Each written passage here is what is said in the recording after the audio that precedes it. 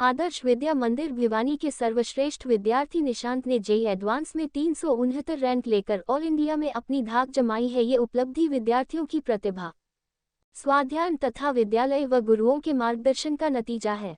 आदर्श विद्या मंदिर के उत्कृष्ट शिक्षण तथा सर्वश्रेष्ठ रणनीति का परिणाम है। निशांत ने न तो कहीं कोई ट्यूशन ली और न ही किसी कोचिंग को अपनाकर अपना समय गंवाया। जेईई एडवांस परीक्षा भारतीय प्रौद्योगिकी संस्थान (आईआईटी) में प्रवेश के लिए एक महत्वपूर्ण परीक्षा है।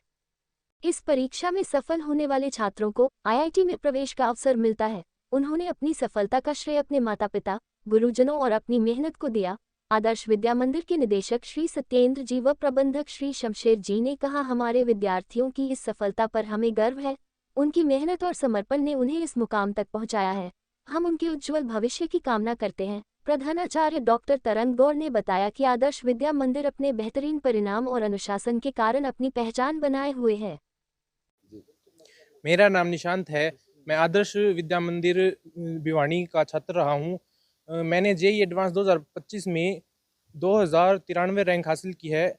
इस परीक्षा में कुल 2.5 लाख छात्र आवेदन भर सकते थे, लेकिन 1,80,000 छात्रों ने आवेदन किया है और उनमें से मेरी इतनी अच्छी रैंक आई है, इसलिए मैं बहुत खुश हूँ।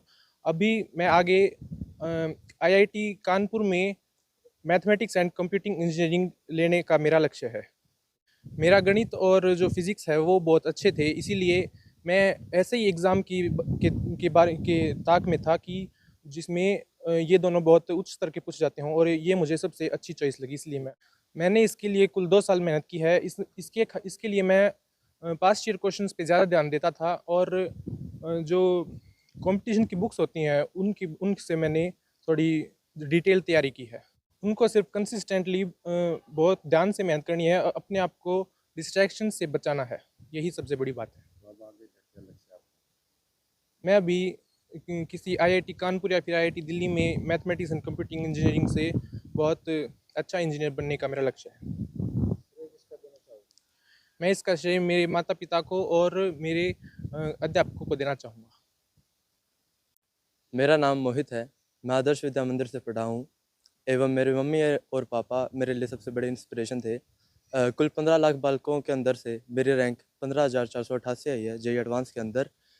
इसके लिए मैंने कुल 2 साल तैयारी करी और 1 साल का ड्रॉप लिया।